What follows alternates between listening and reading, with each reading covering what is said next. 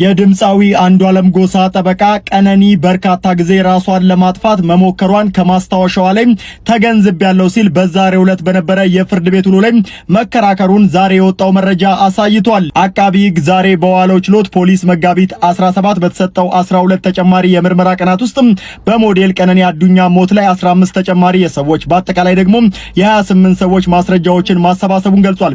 እንዲሁም በቀነኒ መኖሪያ ቤት ውስጥ በሚገኘው ምንጣፍ ላይ የተደረገው ምርመራን ጨምሮ የተለያዩ ናሙናዎችን በመውሰድ ለፎሬንሲክ ምርመራ ለፌደራል ፖሊስ መላኩና የምርመራውን ውጤት ግን እስከዛሬ አለመድረሱን ገልጿል። የተጠርጣሪ ድምፃዊ አንዱዓለም ጎሳ ጠበቃ የቀነኒ አዱኛ የማስታወሻ ደብተር በእጁ ላይ እንዳለ ለፍርድ ቤቱ ገልጿል። በማስታወሻ ደብተሩ ላይ ቀነኒ ብዙ ጊዜ ራሷን ለማጥፋት ከመጠን በላይ መድኃኒት መውሰዷን መረዳቱን ለችሎቱ ተናግሯል። የሞቷ ምክንያትም ከዚሁ ጋር የተያያዘ ነው ሲል ተከራክሯል።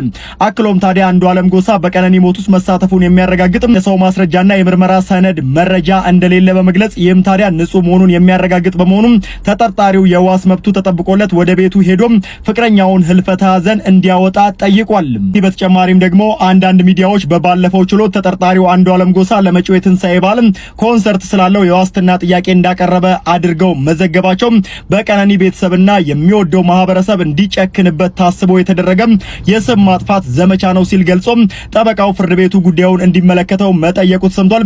ታዲያ ለዚህ ይህንን ጉዳይ ውሳኔ ለመስጠት መጋቢት 30 ማለትም ነገ ቀጠሮ መሰጠቱን ሰምቻለሁ። መልካም ቀነኒ ራሷን ለማጥፋት ዲያሪ ጽፋ ነበር ብሎ የሆነች ወረቀት ከኪሷ ውስጥ ተገኘ ብሎ ይዞ መጥቶ ትክክል በቃ ወረቀቱ ከኪሷ ውስጥ ነው ተገኘው ራሷን አረግሊ ነጭ ውሸት ነው፣ በጣም ውሸት። ኢቭን ከዩኒቨርሲቲ እሷ ድሮ የጻፈችው በእጇ የጻፈችው አሳይመንት ነው ብላችሁ ብታመጡና ምንም በመንግስት የተሰራ ነው። ላምን የሚችለው ጽሁፉን አመሳክሬ ከቤተሰቦቿ ከሐረር የተገኘ ካለ ላምን ይችላልው፣ ሁለቱን አመሳክሬ ከተመሳሰለ። ከዛው ግን እናንተ በምትሰሩት ድራማ ህፃን የለም የሚሸወድ። ሲቀጥል እስከዛሬ አንደኛ ቀጠሮ ላይ ያልተገኘ ሁለተኛ ቀጠሮ ላይ ያልተገኘ እንዴ ዛሬ ተገኘ ወረቀቱ? እሺ ደሙንስ ምን ልታረጉ ነው? ከቤት ውስጥ ተገኘው ግርግዳ የተወደሰውንስ ምን ልታረጉ ነው? ፊቷ የተበለዘውንስ እጇ የተሰበረውንስ እሱስ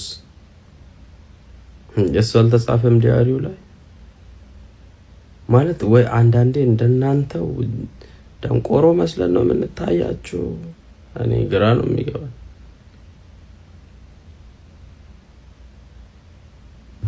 ያሳዝናል፣ በጣም ነው የሚያሳዝነው። ዛሬ እንደዛ ብለው የ14 ቀን ቀጠሮ ምለውን በሚዲያ ተነገረ። እችኛዋ ደግሞ እየሄደች ነው።